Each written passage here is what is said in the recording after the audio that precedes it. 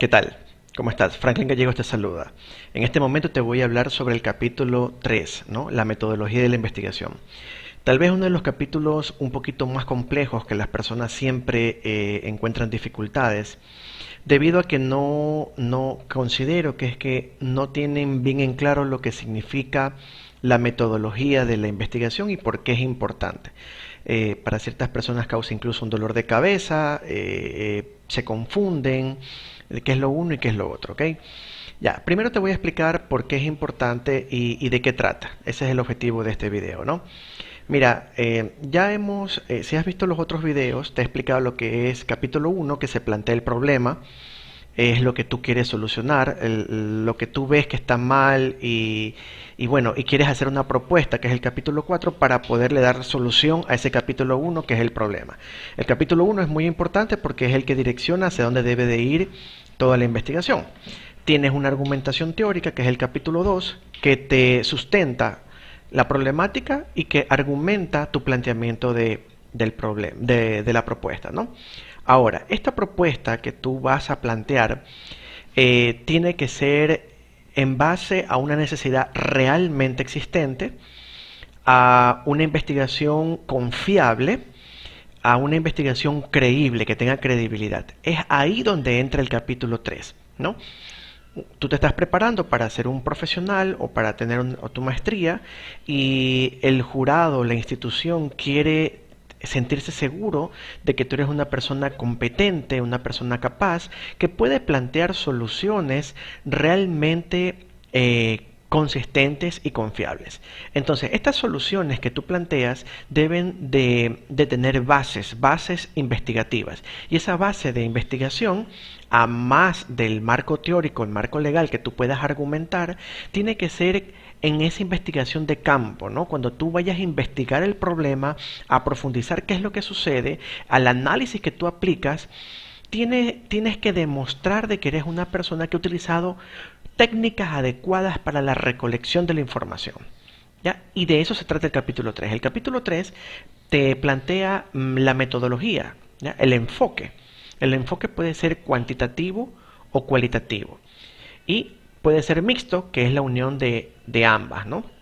Cuantitativo, ¿qué significa? Que es una tesis que va a ser mucho análisis numérico y estadístico, el histórico de ventas, o voy a hacer encuestas y voy a hacer sí, no, sí, no, sí, no, y voy a sacar resultados prácticamente porcentajes, números, cuántos dijeron que sí, cuántos dijeron que no. El cualitativo, en cambio, es un poco más inductivo. ¿Ya? Inductivo para inferir. Entonces yo sondeo, hablo con las personas, observo y va hacia la interpretación del investigador. ¿Ya? Entonces el instrumento en el cuantitativo vendría a ser la encuesta y el análisis estadístico te vendría a dar los resultados. En cambio, en el análisis cualitativo, el instrumento es el propio investigador, ¿ya? Porque el investigador es el que pregunta, profundiza, saca información, observa, piensa, reflexiona, ¿ya? Entonces es inductivo, ¿ya? Porque es el investigador el que hace ese análisis, el que induce, el que ve lo que está pasando, el que indaga, ¿no? En cambio, en el cuantitativo, lo que hace es algo generalizable. ¿Qué significa generalizable? Esa es la diferencia entre el cuantitativo y el cualitativo. El cuantitativo es generalizable, el cualitativo no es generalizable. ¿Ya? ¿Qué significa generalizable? Que tú tomas una muestra de una población representativa, ¿sí? Entonces tú coges una gran cantidad de casos o todos los casos, y a todos los casos le hace la encuesta, a todos los casos los sondea y a todos los casos cuantificas el resultado, ¿no? De una muestra representativa a través de una fórmula representativa que es el muestreo de la población. Tienes la población y sacas una muestra de esa población, esa muestra tiene que ser representativa. Y aplicas a todos ellos 200, 300 encuestas, 380 encuestas, lo que te salga en la fórmula, ¿ya? Y tabulas todas esas encuestas y eso significa de que esa información que tú tienes representa lo que le está sucediendo a toda la población. Entonces es generalizable. O sea, tú puedes generalizar que eso está pasando. En cambio, en lo cualitativo, no es generalizable, es inductivo. ¿Por qué? Porque cuando tú investigas, por ejemplo, el consumidor e investigas a 10 personas, ¿ya?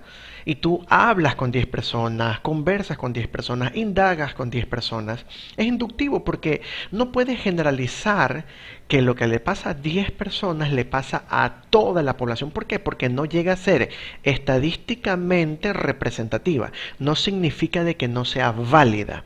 ¿Ok? Porque ahí tiene que ver mucho los casos que tú estás obteniendo. El método cualitativo tienes que basarte mucho en la confiabilidad del caso que tú estás obteniendo, en la confiabilidad del objeto de estudio, ¿no? Ver las características muy claras de a quién vas a investigar, empresa o persona, y a esa específicamente que cumpla esas características, tomarla para tu entrevista, para tu observación o para tu indagación en cualquier tema, ¿no? Entonces tú tienes dos enfoques, cualitativo y cuantitativo. El cualitativo es inductivo porque tú infieres, el instrumento es el mismo investigador, que es el quien analiza, opina, infiere sobre los resultados, ¿ya? Y el cuantitativo no se infiere, sino es que se analiza el resultado que es de una muestra representativa de la población. Ahora, ahí viene lo que son el alcance. El tema de los alcances tiene que ver si es descriptivo, explicativo, correlacional o exploratorio, ¿no? Entonces, por lo general, la mayoría de tesis en pregrado, ¿no? Y a veces también en maestría suelen ser descriptivas, ¿no? Pero también hay explicativas correlacionales, ¿no? Explicativas correlacionales tienen que ver con hipótesis, ¿no? Entonces tú haces una relación, una correlación de las variables a través de fórmulas estadísticas, análisis estadístico, ¿no? Y ves cuán correlacionada o cuán relacionada está una variable de la otra. Y ahí tú haces la comprobación de hipótesis. Y esa comprobación de hipótesis es la que va a verificar si se acepta o no se acepta la hipótesis alternativa, ¿no? Entonces, de ahí hay el exploratorio. El exploratorio, por lo general, es cuando estás explorando algo de que no ha sido abordado, que no ha sido normalmente tratado, investigado, y que estás recién tratando de ver qué es lo que existe en el medio sobre esa temática, ¿no? ¿Ya? Entonces, las tesis descriptivas son las que más se utilizan para las tesis de pregrado. ¿Por qué? Porque en la tesis de pregrado va, observa, pregunta, indaga sobre un tema específico que está sucediendo, ¿ya? Y describe los hechos y plantea una solución en base a ese análisis, ¿no? Ahora, cuando tú establezcas una población y una muestra en el cualitativo, las poblaciones por lo general suelen ser pequeñas porque tú solo vas a indagar en un grupo específico de la población, ¿no? ¿Ya? Y tiene el carácter de inductivo porque tú a partir de ese sondeo tú induces e infieres, ¿no? En cambio, en la población para una muestra cuantitativa, tú tienes que primero identificar la población adecuadamente, ¿no? Esto si tú vas a hacer un producto, lanzamiento de un producto o de un servicio, primero tendrías que identificar cuál es el segmento de mercado, tener las características del perfil del cliente y ver en la población del país cuáles cumplen esas características y ahí recién tienes la población que tú quieres investigar. Recuerda que hay un mercado potencial, mercado meta, cuota de mercado, ¿ya? Hay personas que a veces se equivocan en el tema de la población porque por ejemplo ponen población, hablemos del caso del país de Ecuador, hablemos de población y hablan de una población de 17 millones de habitantes, pero el producto va dirigido tal vez a mujeres de 20 a 40 años, ¿no? Entonces, las personas lamentablemente es porque desconocen, ¿ya? Creen que la población es la población de un país y eso no es así. Para tú determinar la población, es la población que te atrae que te atrae a que esa población es la que tú vas a investigar, y de esa población tú coges una muestra. O sea, tú tendrías que identificar primero el perfil de a quién vas a investigar, segmentar e identificar el perfil. E imaginémonos que mujeres entre 20 y 40 años hay de 17 millones, hay 1.500.000.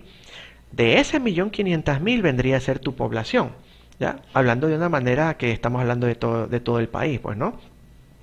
Y a esa tú le sacas una muestra, ¿no? Entonces, el tema de la población, hay que primero identificar a quién es el que vas a investigar, cuál es el perfil, ya sea de personas, de empresas o del sector, o de lo que tú vayas a investigar, ¿no? De las características de lo que tú vayas a investigar, ¿ya? Ahora, las técnicas de investigación, hay técnicas cuantitativas y técnicas cualitativas, ¿no?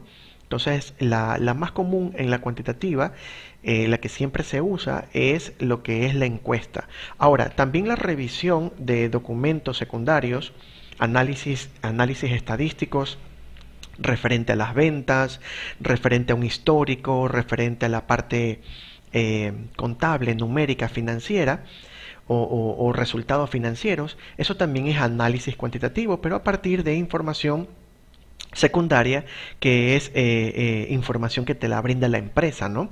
¿Ya? Entonces, o tú la tomas de una base de datos que esté colgada en la web, o de un informe de algún el servicio de rentas internas que tú puedas encontrar. Entonces, ese análisis de esa información secundaria, pero es un análisis numérico, es un análisis cuantitativo, ¿no?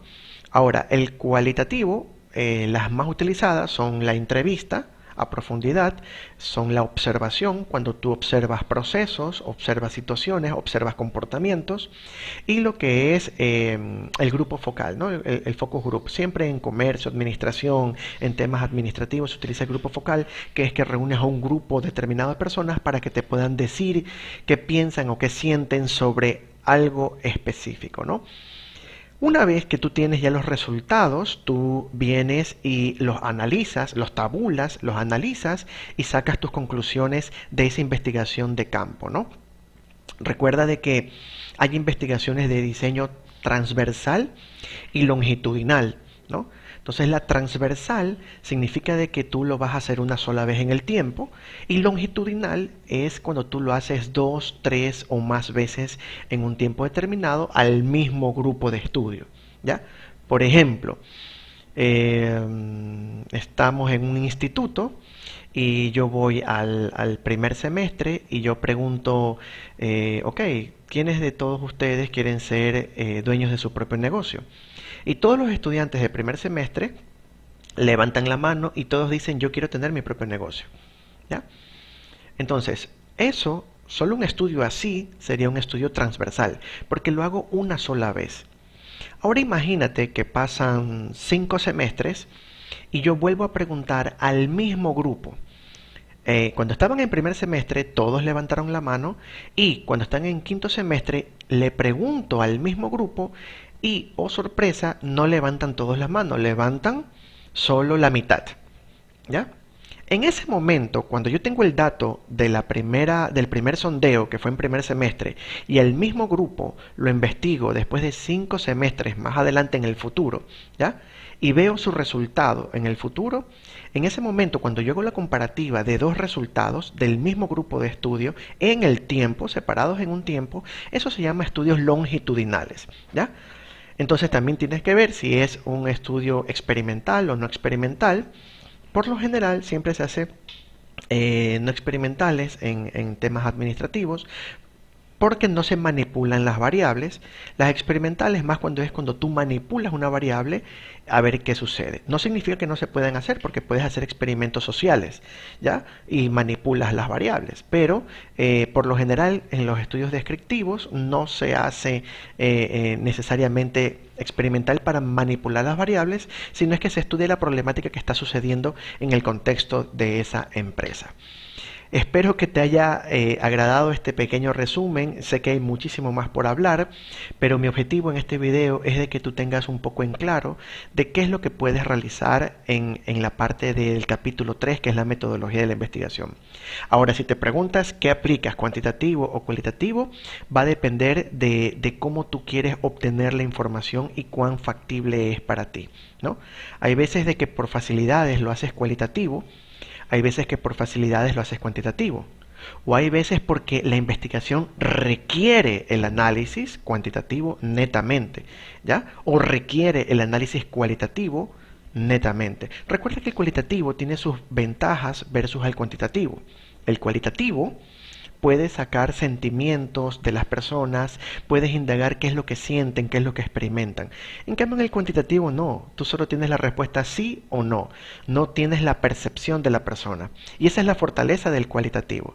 Pero en cambio, la fortaleza del cuantitativo es que es generalizable, significa que tienes la opinión de un grupo representativo de la población. Bueno, espero te haya agradado. Si crees que le sirve a alguna persona, por favor, comparte el video. Mucho gusto, Franklin Gallegos, que te vaya bien.